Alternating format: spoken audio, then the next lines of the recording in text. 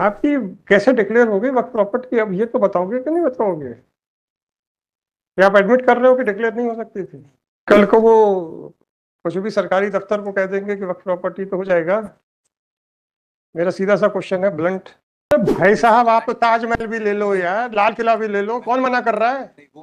या प्यार से क्वेश्चन समझ में नहीं आते आप लोगों को? सिर्फ ऑनरेबल कोर्ट अरे ऑनरेबल कोर्ट का छोड़ो, किसी की भी प्रॉपर्टी को आप प्रॉपर्टी डिक्लेयर कर सकते हो। टेल में सेक्शन 5 में नोटिफिकेशन होगा, फलाना होगा, पूरे भारत का वक्त प्रॉपर्टी डिक्लेयर कर दो। देन कुछ नहीं मालूम किसी को, मन आया बोले इसको वक्त प्रॉपर्टी डिक्लेयर कर दो। How how that is possible?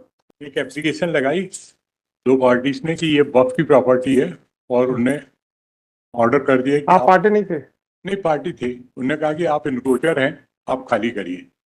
जबकि 1904 में प्रिलिमिनरी नोटिफिकेशन हुआ, फिर फाइनल नोटिफिकेशन हुआ। अग्रवाल साहब, what have you to say about these notifications?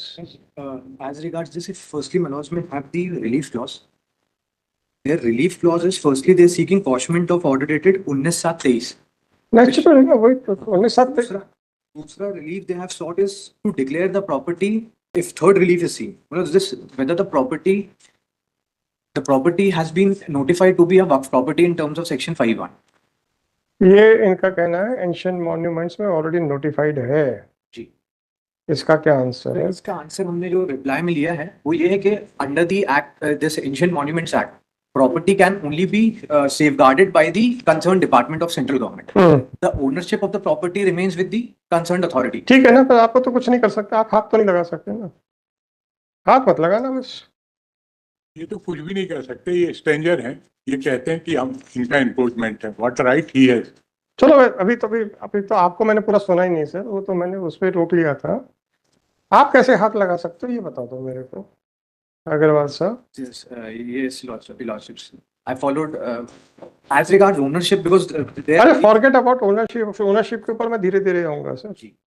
आप तो बताइए, आप हाथ कैसे लगा सकते हो in the light of the notifications issued under the Ancient Monuments and Archaeological Sites Act? My reply at para 7 and 8 may be seen. What I have tried to demonstrate is, Manoj, that it's under the act, it can only be safeguarded by the. कोई बात नहीं, safeguarded मान दिया मैंने। आप कैसे लगा सकते हो उसको ये बताओ यार। ये एक्ट नहीं है, इसका पुराना एक्ट है 1904 I have का। Manoj, the copy I have. आपको लाइब्रेरी से मिलेगा। 1904 ये 58 फिर रिवील हो गया था 58।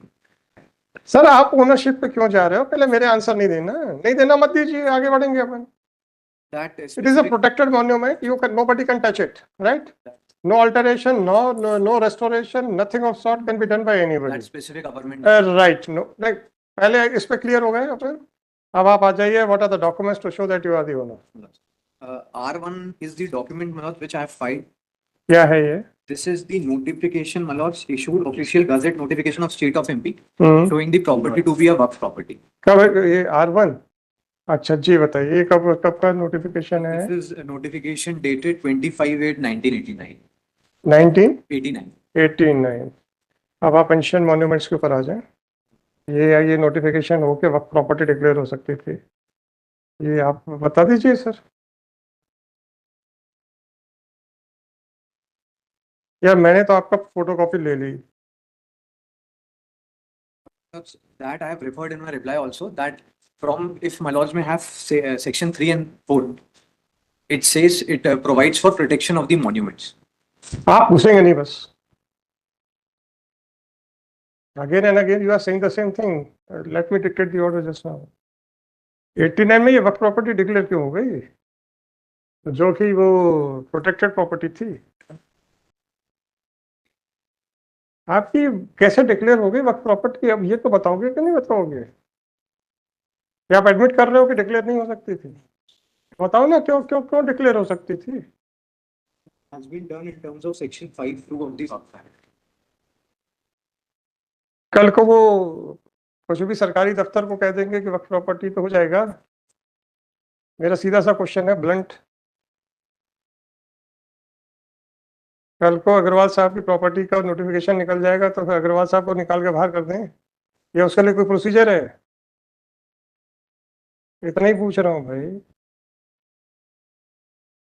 प्रोटेक्टेड मॉन्यूमेंट है, कैसे डिक्लेयर हो गया 89 में? Section 5C. In terms 5 of of? 5 of the Waqf Act.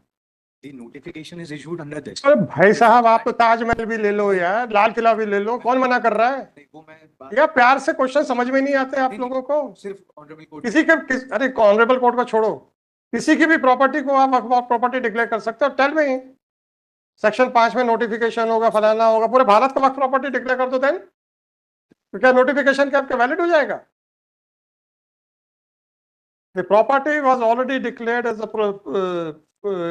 ancient monument by issuing a notification in the early 19s, बिना किसी ओनरशिप को, बिना कुछ देखे। क्या ओनरशिप थी आपकी इसके पहले sir, prior to this notification which was issued under the ancient monument act?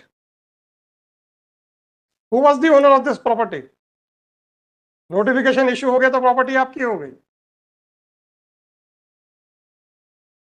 तो फिर क्या छोटे छोटे नोटिफिकेशन इशू हो रहे हैं? इकट्ठा एक ही कर दो, झंझट खत्म।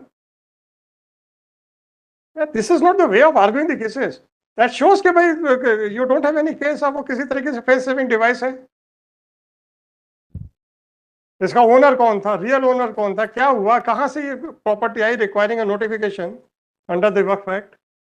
कुछ नहीं मालूम किसी को, मन आया बोले इसको वक्फ प्रॉपर्टी डिक्लेयर कर दो। How that is possible? That's why, my lord, this act is under the review of the parliamentary committee of act. In the UP, many properties, they simply. Sir मैं जनरल स्टेटमेंट अपने को जरूरत नहीं है।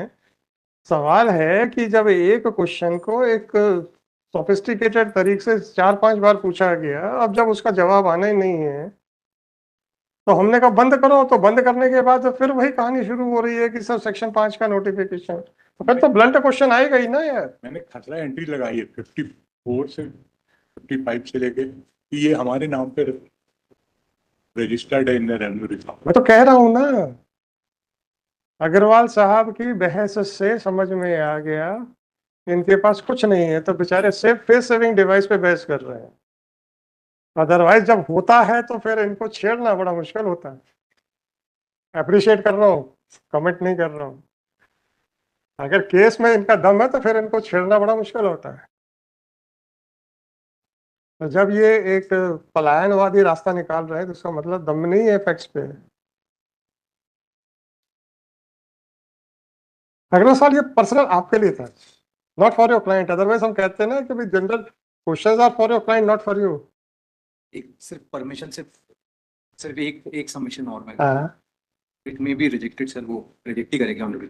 सिर्फ इसमें इतना था कि क्योंकि आई फॉलोड योर लॉर्डशिप्स की ओनरशिप का डॉक्यूमेंट रिप्लाई में वो चीज़ नहीं है। whether the properties are waqf property or not, that question has been decided. That is to be decided by the after perusal of after reducing evidences and all. So तो ये वक्फ board ने ये कैसे order कर दिया है? Tribunal का order है कि बोर्ड का ऑर्डर, किसका ऑर्डर है? ये the order under challenge is passed by the CEO. CEO ना, किसका? अच्छा हाँ ठीक है, कैसे कर दिया सर? वक्फ बोर्ड का है ना, कैसे कर दिया इसने? CEO के संबंध में हमने जो लिखा है वो सिर्फ ये आपने लिखा, इन्होंने एक्सेप्ट कर लिया? नहीं, हमने सिर्फ इतना लिखा है कि वो एग्जीक्यूटिंग अथॉरिटी था, तो just because there was a notification in pursuance of that notification he has passed that order. क्योंकि under section 54 if the properties are waqf property, CEO in terms of the sets. मैं समझ रहा हूँ sir. My lord, on this question, there is a judgment of Supreme Court that subsequently declaration of a waqf property, it cannot be declared as a waqf property. उसमें सिर्फ difference ये था कि वो सूट के बाद हुआ था, रिड्यूस किया। सवाल इस बात का है, you are right in saying that the powers of CEO while deciding the application in question were very limited. He could not have declared the notification as null and void. He has merely acted upon the notification. Fine. So whether my jurisdiction is also very limited? That is the question. ये सिर्फ उस संबंध में honourable court has time and again referred to this. क्या ये राशिद वाली का judgement है जिसमें व्हाइल कंसीडरिंग वेरियस क्या क्या है? Court judgement, this is para 54 that if tribunal जाना चाहिए। सिर्फ उस संबंध। मैंने भी तो पूछा था कि बोर्ड का है कि ट्राइब्यूनल का है, तो किसी जजमेंट की लाइट में तो क्या होगा? अरे यार तुम तो नेशनल प्रॉपर्टी घसीटे जाओ तो कहोगे साहब वो आर्कियोलॉजिकल डिपार्टमेंट को क्या फर्क पड़ रहा है सर? आप तो ताजमहल भी ले जाओ, whether they any of the officer of the archaeological department will have any adverse effect on their health.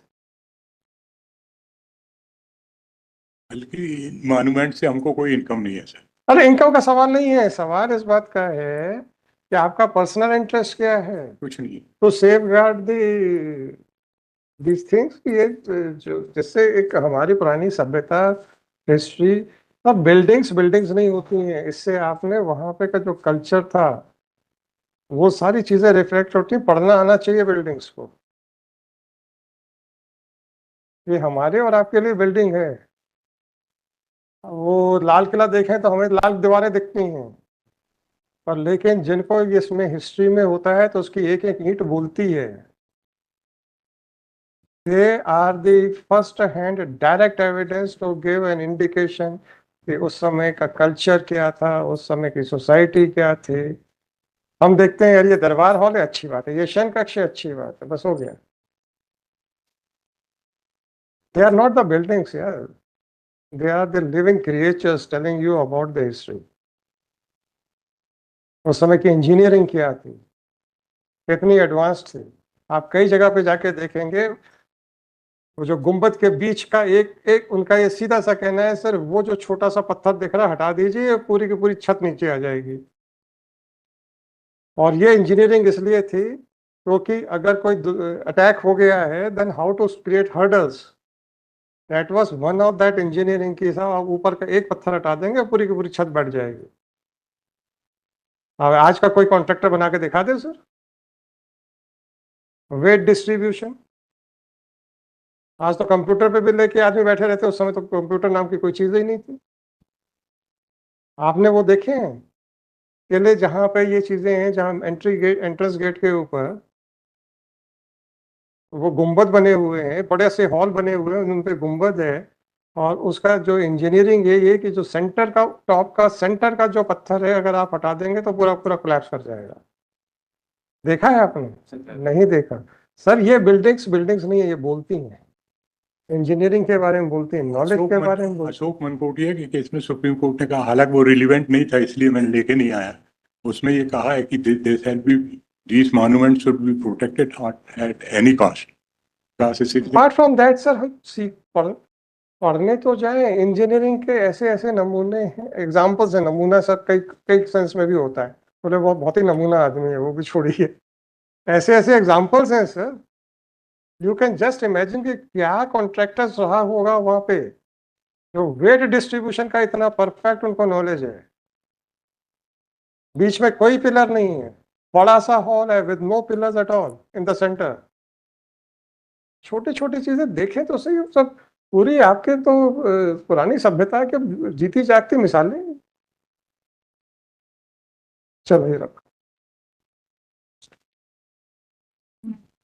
My lord, I am for respondent number 2 and 3. Ji madam, अब आप वहां पे लेके क्या करना चाहते हैं?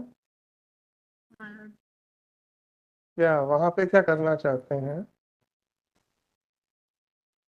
My lordship reply नहीं है। अरे तो हमने तो कहा था रिप्लाई दो पिछले 9 साल से। ईडी की एप्लीकेशन पे बोर्ड ने ऑर्डर दिया है। मैडम आप बताओ ना, पिछले 9 साल से तो आपसे निवेदन कर रहे थे रिप्लाई दे दो। तो आप वहां पे क्या कोई क्या कैफेटेरिया वगैरह खोलना था क्या? हाँ, मकबरे हैं, क्या करना क्या था वहां पे? टिकट्स लगानी थी क्या? फिर जबरदस्ती। इनके पास इतना पैसा आर्कियोलॉजिकल डिपार्टमेंट खुद तो मेंटेन नहीं कर पा रहा, जिनके पास गवर्नमेंट की बैकिंग है।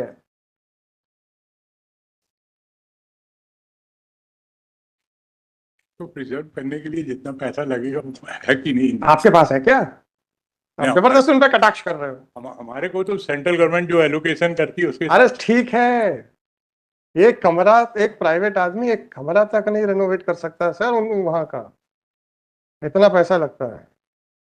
और मैं मजाक नहीं कर रहा हूँ, क्योंकि 2-3 लोगों को मैं जानता हूँ जो पुराने राजाओं की खानदान के हैं, जिनके पास अभी भी किले पोजेशन में हैं। जब हमने उनसे पूछा कि हालत क्यों है तो बोले साहब ये दीवार खड़ी करने में हमारे जितने बैंक बैलेंस है सब खत्म हो जाएगा। जब राजाओं के खानदान के लोग भी डिफिकल्टी फेस कर रहे हैं तो आप क्या कर लेंगे। और अगर आपको उनके नाम चाहिए हो तो मैं उनके के लिए विजिट भी करवा दूंगा। आप कहोगे कि ये गप मार रहे हैं, गप यहाँ बैठ के कोई झूठ नहीं बोलते। बाहर गप मार सकते हैं, यहाँ नहीं मारे। चल